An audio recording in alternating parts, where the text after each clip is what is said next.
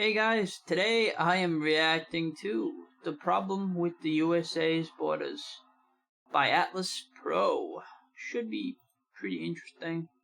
Maybe I'd expect some comments about, the flyover states, some of those like middle and western states that are very square. you know. On December 7th, 1787, Delaware ratified the newly written United States Constitution, becoming the first state to enter into the Union. Over the next 2 years, 12 more states did the very same thing, totaling 13 original states by 1790. Just a year later, Vermont was added as the first new addition to the country and the 14th member of the Union. A year after that, it was Kentucky, then Wait, let's see before Vermont became one.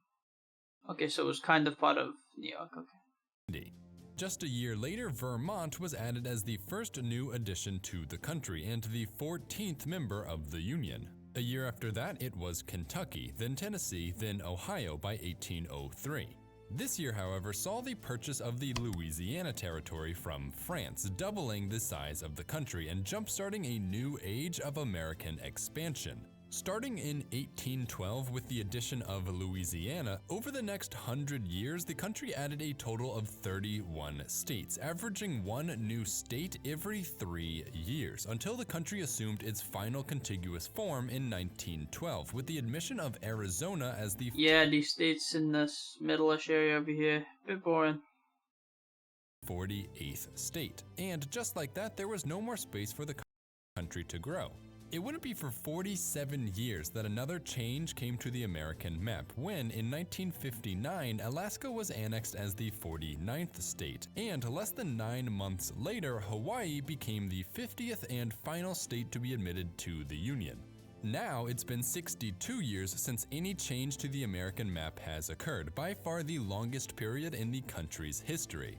While this very well might change in the upcoming years as the case for both Puerto Rican and DC statehood gather momentum, what's clear is that America is no longer the dynamic country it once was, and virtually all progress in developing the country's borders has ended. Of course, in a lot of ways, this makes sense. The United States' era of expansion is over, and now all the land on the continent is claimed by someone. But now that we've been stuck with the same borders for over a century, a new possibility has opened up.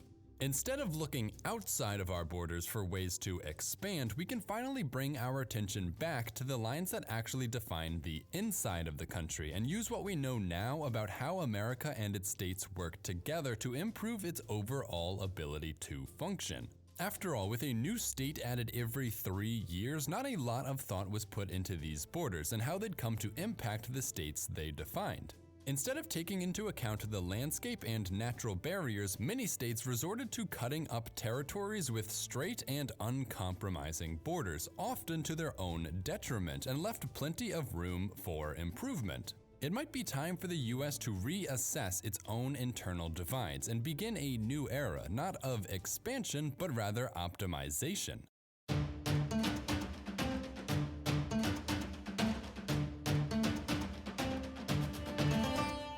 Nice intro. Now, I know what a lot of you are thinking already. What's wrong with the borders we already have? And okay, Too I'll be square, honest, not enough geography taken into account.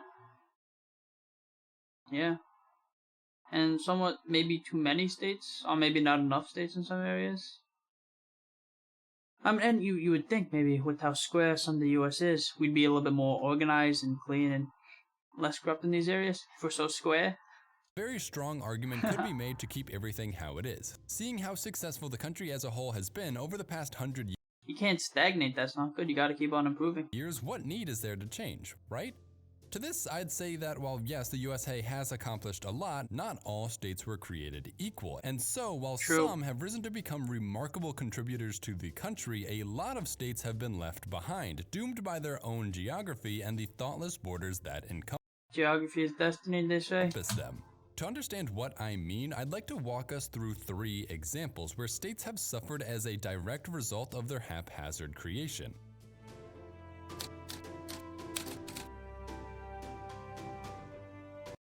West Virginia, yeah, the Appalachian state.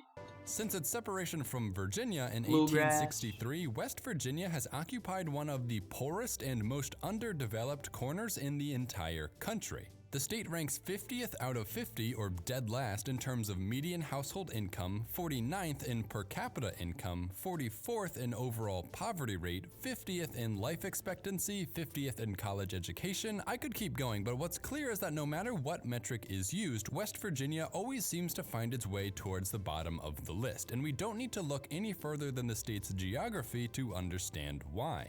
Nestled entirely within the Appalachian Mountains, there's no flat land for farming, no easy way to transport materials in and out for manufacturing, nowhere to develop large cities, and no easy way for people just arriving in the country to move here. The only thing West Virginia is good for is coal mining, which has been the primary driver of its economy for its entire history. True, yeah. Except now, with the coal industry in decline, people are destined to leave, as opportunities for employment often follow where large numbers of people can be located. Without any other large industry to fall back on, the state is essentially powerless to prevent its population from jumping ship and has... It's too bad they don't have any other industries. I mean, maybe they can jumpstart some type of industry that'll work in their climate and geography. You know? Little to Hopefully. offer to attract new people. By trapping West Virginia solely within the confines of the Appalachians, the state simply lacks many of the necessary qualities that make for self-sufficiency. And if I'm to be honest, the state might be better off as, well, not a state, but rather the more rural part of a larger, more diversified state. While the obvious choice might be to recombine with Virginia, with the... I mean, that's not really the obvious choice, because, you know, the Appalachians kind of separated from that, so... Appalachians clearly severing this area from the East Coast, it might actually be a better idea to merge with Ohio or Kentucky, as that would allow... Yeah, the merge with Kentucky or Ohio actually makes more sense in my opinion. Much easier access through their shared rivers, gaining entry to the Great Lakes or Mississippi River, and give people who want to leave the harsh mountains a place to move to while staying within the state. In the end, while it's... Although they should come up with some industry for their own region too. Like if their geography is like this, come up with something that works in that area. Easy to blame West Virginia for its own shortfalls, it's important to remember the state's borders were drawn not as the result of settlement patterns or careful planning, but rather in a rushed move to break away from a Virginia that was trying to secede as part of the Confederacy. West Virginians' choice to remain loyal to the Union at all costs shouldn't mean condemning them and respect for them for that. To a state destined to fail. Moving over west, we'll come to the state of Nevada. While the economic situation here isn't nearly as bad as that in West Virginia, Nevada suffers from its own problems with geography, or more specifically, topography. You see, in most places around the world, rivers flow from mountains to the coast. Together with a river's many tributaries, the area that feeds a river is what's known as a watershed, or a drainage basin, where all the water that falls within this area eventually ends up in the same place. However, sometimes when mountains arrange themselves in a certain way, all routes to the ocean can be blocked off, and water has no choice but to stay where it is. These are called endorheic basins.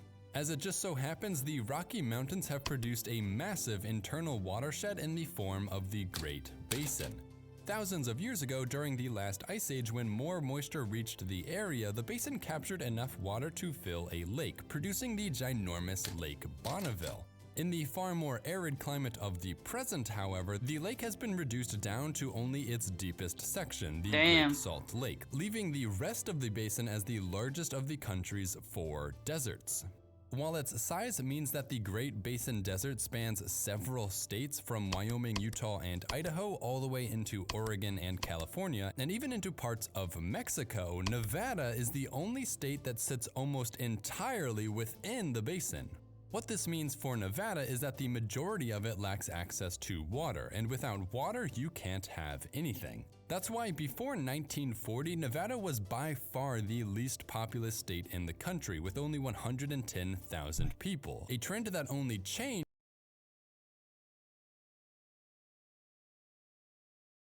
due to the state's decision to legalize gambling, which led it to become the fastest growing state from 1940 all the way until 2003, filling the state with millions of residents crowded in. Yeah, they rely on gambling, which makes sense. That's how they, that's their industry. That's their main industry. So it doesn't really rely on geography in this case. Into the few places where there is water. But as Nevada remains one of the fastest growing states in the country, it'll only suffer more and more from extreme water shortages and will have to compete against California for water rights. Looking for a reason as to why such a state would end up being created in the first place, we can actually thank the American Civil War again. As the Republicans rushed to ensure Lincoln would win the election, Nevada was admitted to the Union just 8 days before the election, despite it at the time having only a little over 10,000 residents, far below the 60,000 people typically required for statehood. In fact, politicians were so hell-bent on making Nevada a state that it originally looked like this. In this form, the state wouldn't even have had access to the Colorado River and Lake Mead, meaning no Las Vegas and 80% of Nevada's population. While the state's absorption of part of the Arizona territory was definitely an improvement, gaining the state access to the water from Lake Mead, the rest of the state's poor access to water continues to cripple its ability to grow beyond Vegas. Makes sense, yeah. I think they ran out of The last example I have doesn't relate to a single state, but rather several of them. See, if you're familiar with the geography of this country, you'll be aware that there are a number of states in the middle of it that are basically all the same. Specifically, I'm talking about Oklahoma, Kansas, Nebraska, Iowa, South Dakota, North Dakota, and let's be honest, a lot more. Yeah, I would go a bit more west as well, like New Mexico, Arizona, Utah. All of these states occupy the Great Plains region, where the once sprawling grasslands have created some of the best lands for agriculture in the world. I guess it's better to group it up that way, not include In turn, these lands have been transformed into a corridor of continuous farming, an agrarian powerhouse within the country. This all begs the question though, why have multiple states to govern what's essentially a single area? After all, state governments are expensive to run, meaning breaking an area like this. I mean, the only region that has like that money would be like Texas. And Texas doesn't even need this like farming area, they have other industries. Up into many smaller states only forces residents to pay more in taxes for the same thing. On top of this, having multiple governments makes cooperation between states far more difficult and decisive actions less possible than would be in a single state, which just so happens to be necessary for an industry like agriculture, where regional land management plays a big role in your economy. Remember, this is where the Dust Bowl happened, precisely because of poor land management, and we can see this becoming an issue again today with the draining of the Ogallala Aquifer. What is the Ogallala Aquifer, you ask? Yeah, what is it?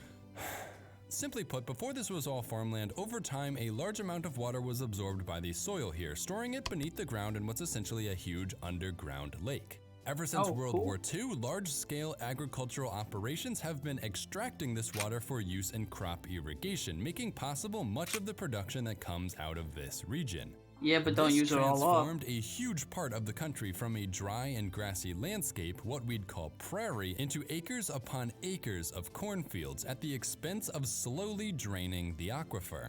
Falling under the borders of 8 different states, management of this resource requires a lot of cooperation between competing interests, which means cooperation doesn't really happen. You see, as a public resource, each individual state benefits economically, at least in the short term, by extracting as much water as possible for growing food, even if that means eventually there will be no water left.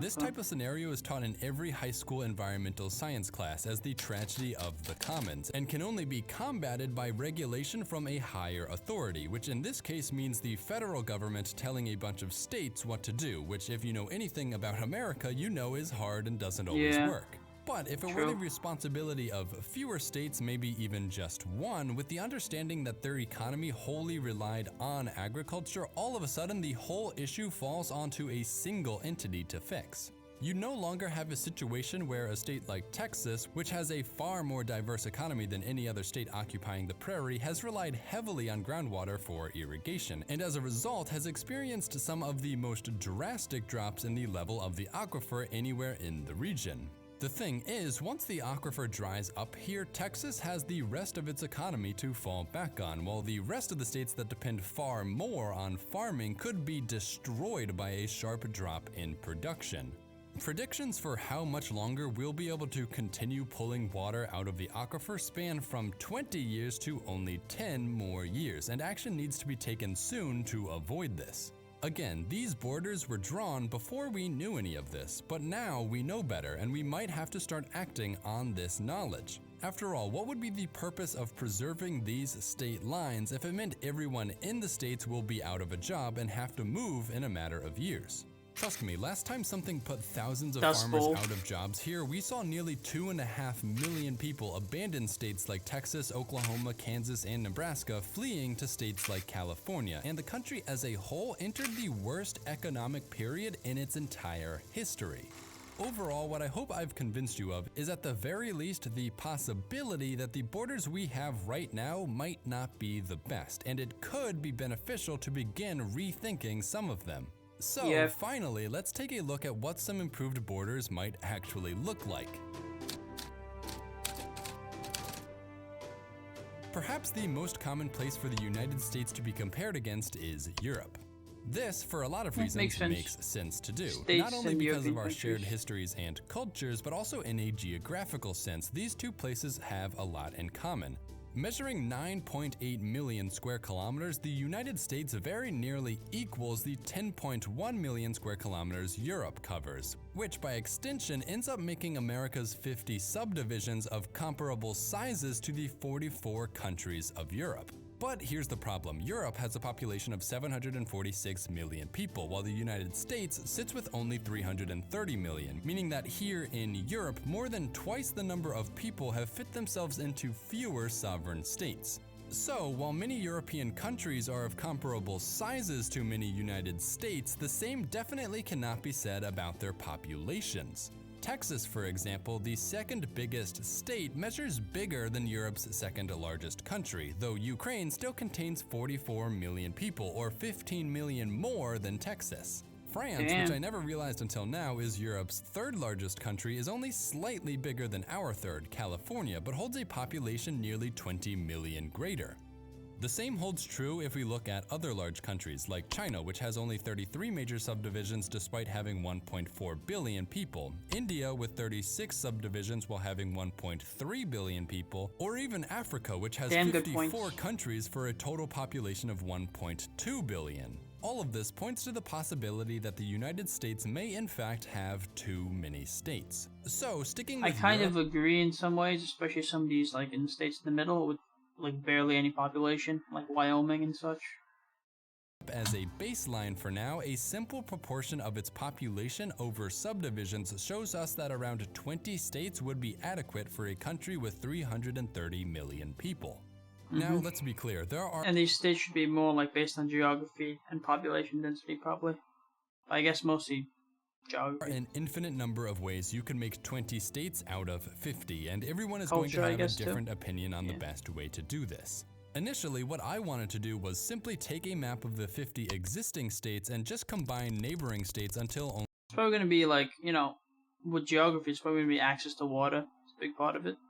Only 20 were left, but I'll be honest, I actually did this. I chose what states to keep and which ones to merge. I calculated the new state populations, the new state areas, and even wrote a little about each new state I ended up creating, which took me about a day's work. The reason it took me so long is because I kept running into the same issue, where no matter how you combine states, you're still always going to have these long, unapologetic straight lines that just don't take any of their surroundings into consideration. And so the result of combining states is always more or less a bunch of geography states that still suffer from the same issues as before. So I decided to scrap that whole portion of the script altogether. Instead, over the course of my research for this video, I stumbled upon a 20-state arrangement that the US actually already uses, courtesy of the United States Geological Survey, that appears to remedy many of the specific problems I brought up a minute ago. You may or may not have noticed that a lot of the troubles I went over dealt with the allocation of water resources, so it comes as little surprise that the map that spoke out to me was one showing the water resource regions of the country, which totally ignore current state boundaries to focus on the real hydrological units that constitute the land, creating each state around essentially a single drainage area. Dividing the country like this has a number of benefits. First, each state comes equipped with its own natural transportation routes to serve as the primary avenues to access the interior of a state. This also gives each state complete control over their water resources, or in other words, each state achieves full water sovereignty and is no longer— Water sovereignty. Yeah, that can be really important, honestly, if you need control of your water, like by the local government. Dependent on management from multiple states or borrowing water from neighboring states. Looking more closely, we'll find what used to be Nevada and Utah have been replaced with the Great Basin, a state defined by its sheer lack of water. While this might sound like a horrible idea, what this would allow the state to do is adapt more appropriate water management regulations, such as banning uses of water not related to— Makes sense. They should have better water management. They should have better management of water, of course. Human survival. This means no watering your lawn for green grasses in the middle of a desert, no water park— Yeah, why would you have a front lawn of grass in a desert? That doesn't make any sense. no golf courses, and most importantly, no irrigation-intensive agriculture. While banning most forms of farming across an entire state might seem extreme, with a setup like this, the purpose of— It does not seem extreme. It makes sense for that. of each state would become far more clear, and agriculture would become the duty of other states with much more access to water, like those of the Midwest. Here, we can see the lands above the Ogallala Aquifer have been consolidated into just 2 states, based around the Missouri River watershed and the Arkansas River watershed, rather than the 8 it's split between now, allowing for far more swift and decisive action to be taken. Makes sense. And the Arkansas white-red would probably be majority, well, probably a lot of like Native American, especially with Oklahoma in it. Against its depletion. Consolidating the Ohio drainage basin brings West Virginia into a far larger, more economically diverse state. Makes sense, honestly, And yeah. hopefully be better equipped to handle and improve the poor conditions found currently. Altogether, I don't know about you, but I definitely like this better than what we have now, as everything feels more natural and I could really see some of these developing specific cultures and identities. Of course, that's not to say there aren't any anomalies or issues with this layout. Because the Rio Grande is used to define much of the country's southern border, its drainage basin is cut in half between the US and Mexico, resulting in what's essentially a panhandle that follows the course of the river. The same happened to the Great Lakes Basin, where the placement of Canada's border breaks the southern portion of the watershed into a narrow region extending from Minnesota all the way into New York's Lake Ontario coast. Besides that, however, I think the character of the East Coast has been pretty well preserved, breaking it up into New England, the Mid-Atlantic, and the South Atlantic Gulf. Though it should be noted that each of these aren't based around a single watershed, as the rivers here become much smaller than in the middle of the country, and rather each state is a collection of smaller river basins that all empty into a single area. A similar thing happens with California, where it's easier to group all the numerous smaller rivers coming from the coastal mountains than to make each their own entity. But don't worry, what these states lose in their internal connectivity is made up for by the greater accessibility they get through having a coastline. Problems emerge when looking north, however, where we find what's called the Souris Red Rainy watershed. Here, we see international borders again interrupt our plan, only unlike the southern border, this one between the US and Canada doesn't follow the river but rather runs straight through it, leaving only an uneven sliver of the true watershed. Named for the rivers flowing through it, all of these waters empty into Canada, to lakes like Winnipeg and Lake of the Woods, and eventually to the Hudson Bay. The border between Canada and the US is too straight. This creates a really fractured and not really navigable state that would probably be better off traded to Canada for the rest of some of our watersheds like the Missouri and Columbus. Ironically, our borders used to accommodate this, but the US and Canada actually swapped these lands in order to have a straight line instead. Bro, that's dumb as hell. You gotta take into account geography. Overall, organizing the country like this seems like it would improve how the individual states, and therefore the country as a whole, operates, though it wouldn't be without flaws of its own. To tell the truth, I'm not even the first person to suggest this, and actually it was a man named John Wesley Powell who, after personally exploring and mapping much of the American frontier, derived a similar blueprint for Western states all the way back in 1890. Unfortunately, when Powell presented this map to Congress, it didn't get far, and instead we ended up with what we have today. Damn, that's sad. Okay, well, if you didn't like the thought of radically altering the country's internal borders, well, I don't blame you. In 1912, when these borders became final, the US had a total population of only 95 million, or less than a third of what it is now. If these borders were drawn for far less people, then maybe what we need isn't fewer states, but rather more states to account for the growing we've done since then. In particular, over the past century, a clear hierarchy of states has emerged. At the top of this hierarchy is California and Texas, the two biggest and, not coincidentally, the two most populated states in the entire lower 48. The sheer size of these states has led them to dominate the field and allowed them to overpower many of their surrounding states, to the point where we have to ask, is it really fair to let some states be way bigger than others? In California, as many as 6 states have been proposed to be made out of one, most recently by this guy, Tim Draper, a venture capitalist who collected and spent $5 million trying to get his idea on a ballot in 2016. Since then, however, he's given up the 6 Californias dream in exchange for a 3 Californias model. Though I gotta be honest, I don't know if these are the same lines I would have drawn across the state. Texas, on the other hand, was admitted into the Union under the provision that if Texas ever wanted to, it could break itself into as many as 5 constituent states, though nothing was written about how to actually break the state up. The most popular way to do this came after the 2008 election from the website 538, which suggested breaking Texas into the Plainlands, El Norte, New Texas, the Gulfland, and Trinity.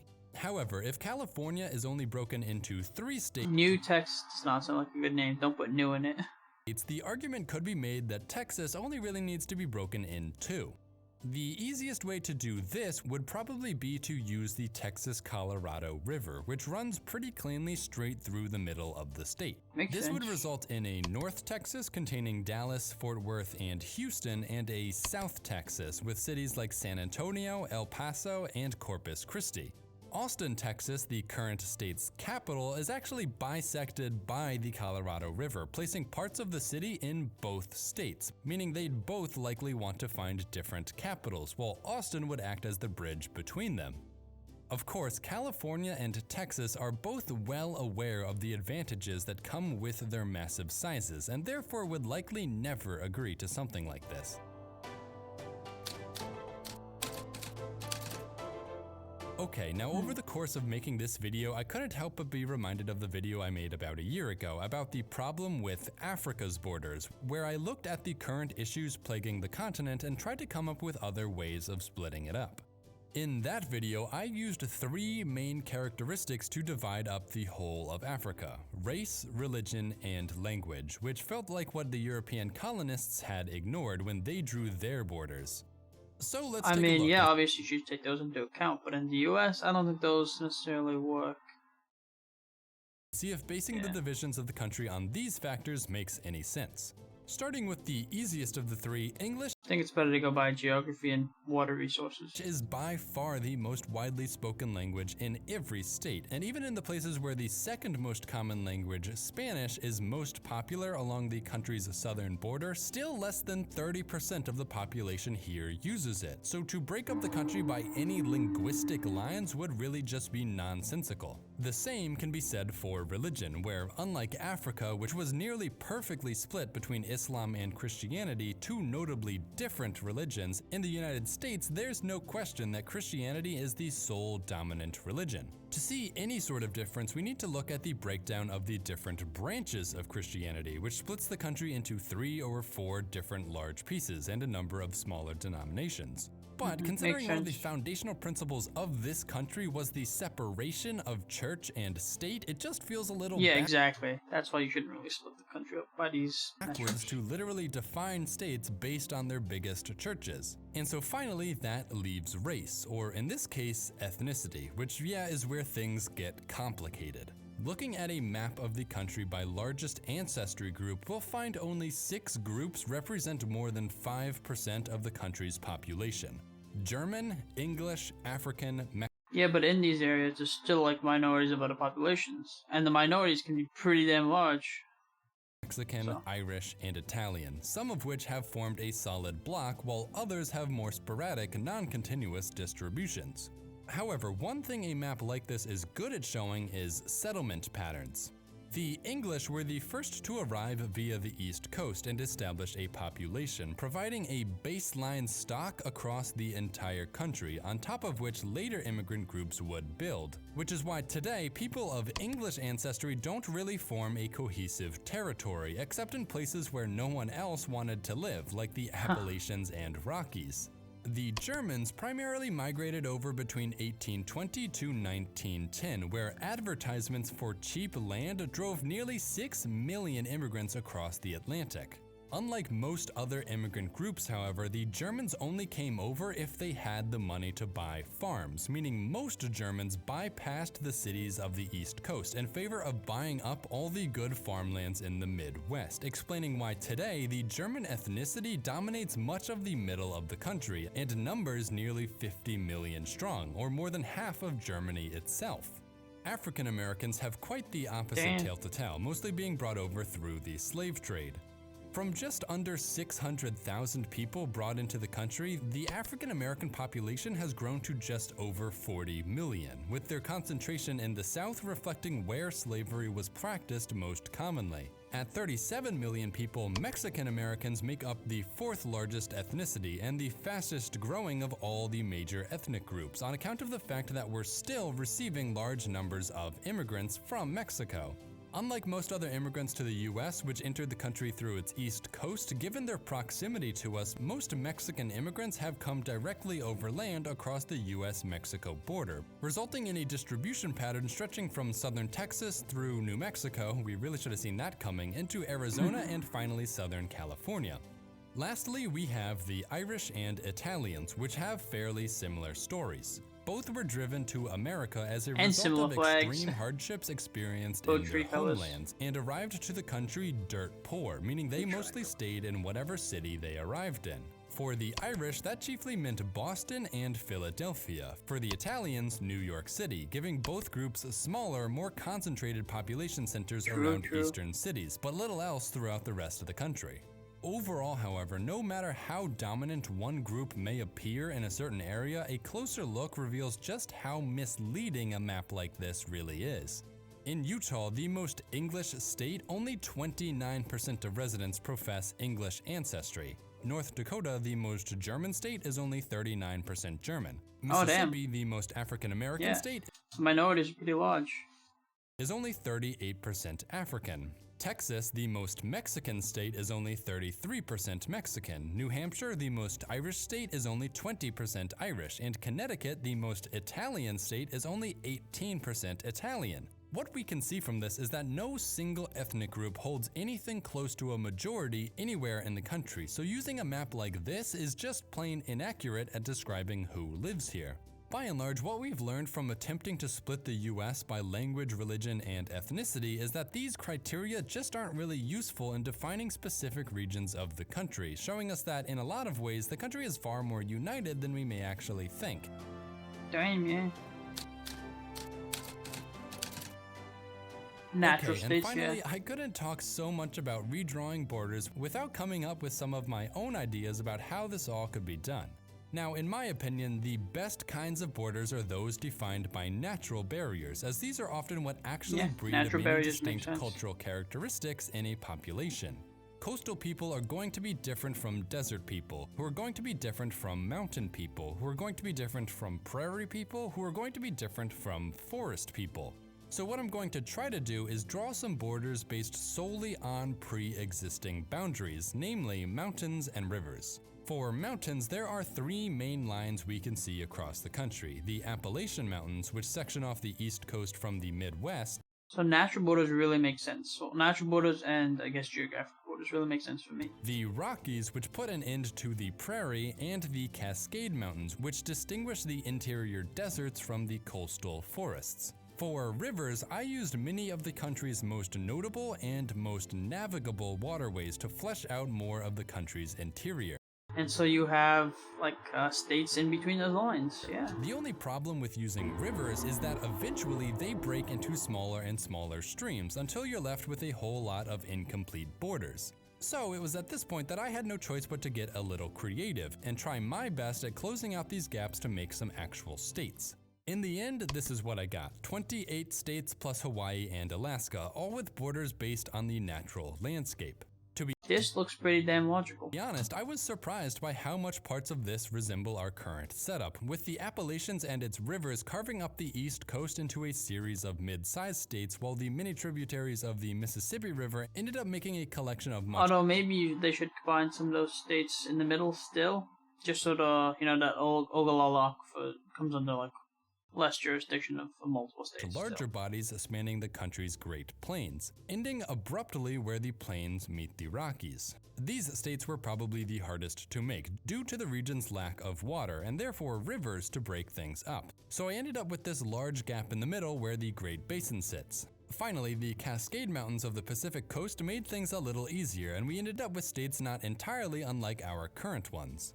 Overall, after looking at all these different ways of breaking up the country, I think it's safe to conclude that we'll likely never see any of these replace what we have now, so long as this model continues to work, or at least not totally fail. But what do you think? Is this better than this? Or do you think you could do an even better job at redrawing America's borders? Whatever you think, be sure to let me know in the comments, and send me pictures of how America's at least not totally fail. But what do you think? Is this better than this? Or I think that map and then the map he showed a second ago.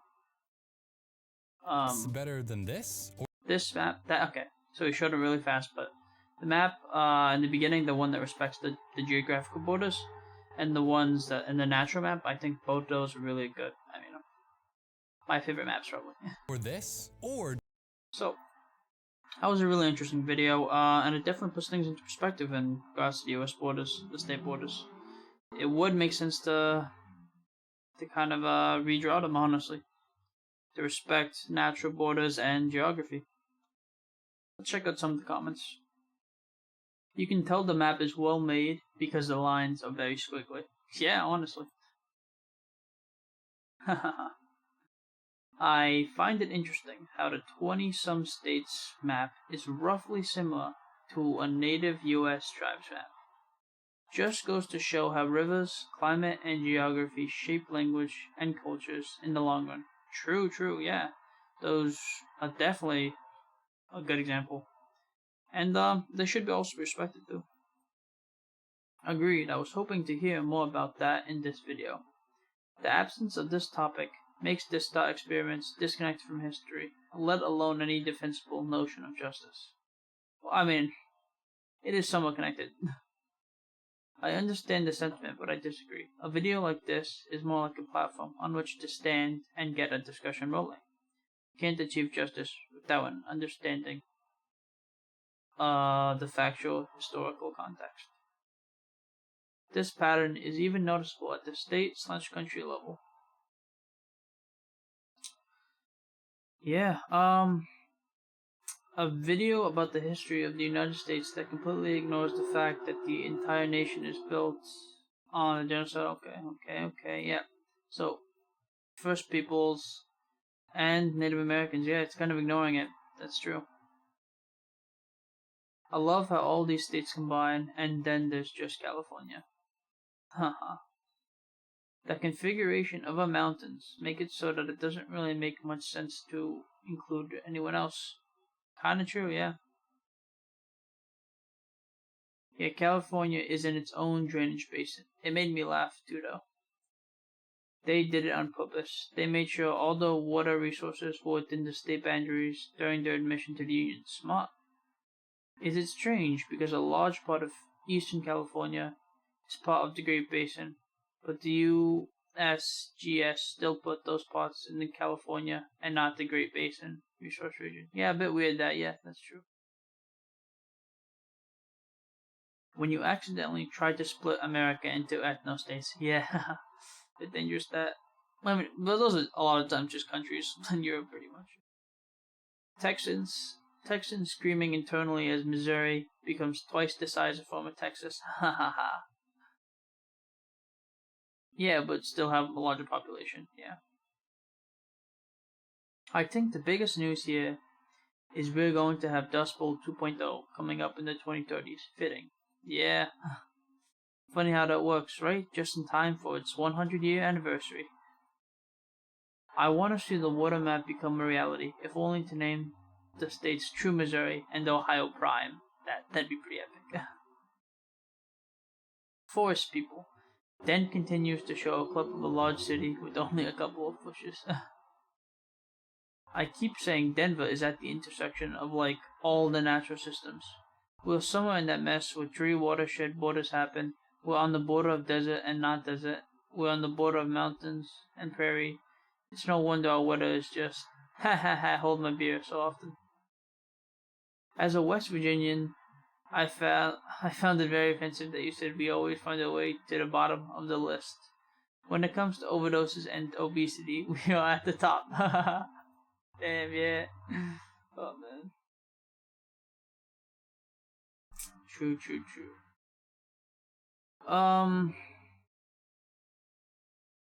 The proposed redistricting models look something like what would be seen in a post-apocalyptic scenario like the Hunger Games world. And that does remind me, actually. We have, like, gerrymandering and, like, redistricting districts, you know, for voting and all that, right? Why can't we do that for the states? You know, we should make sure the states respect geography and natural borders more. This looked like so much work. New Mexico. We should have seen that one coming. Man. Drought. Nah, that will never happen again. Pandemic. Hold my beer. As a German, I can say that we draw on a lot of borders at municipality level. As a European, I can only say that trying to move a border usually results in a few decades of war. Yeah. Oof. Well, the US is already due for a good old civil war. How can we... Okay, yeah. How can we fight it to take our guns? Germany really like to redraw map lines. US states actually make small adjustments to borders all the time now. North and South Carolina just made a border adjustment 2 years ago. Yeah, but major ones don't really happen. It is wild how much stuff today is done out of tradition, etc., rather than efficiency. Yeah, tradition is kind of not really that important. Efficiency should matter. I like how everyone's like make a DC a state, but capital is a district to avoid a state holding too much power. That's kind of avoiding the actual like nuance of the situation, though. They have 700k people in that city alone with no voting representation in Congress. If that were any other unincorporated state, they would be crying out for statehood. The reasons why particularly Republicans hate it is because it's overwhelmingly blue. I mean, two wrongs don't make a right, so maybe it should be. Maybe it should become a state. I don't know.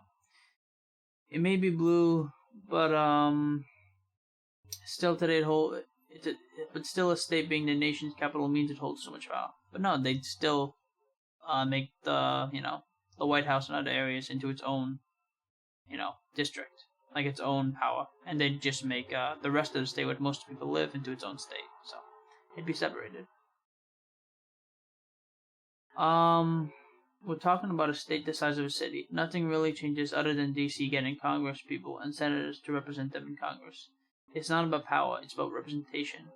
They still have to follow federal law just like all of the other states, and it's not like a city is going to start arming itself with nuclear weapons and aircraft carriers. The founders could not have foreseen that there would have been a federal district bigger than many states in the Union that did not have a voice in Congress. Anyway, that's pretty damn cool. Other countries, smooth, curdy, and aligned to geography. USA square. Anyway, this was a fun video. Definitely enjoyed it. If you enjoyed my reaction, please like this video and subscribe to the channel. Don't forget to subscribe. Thanks for watching. Bye bye.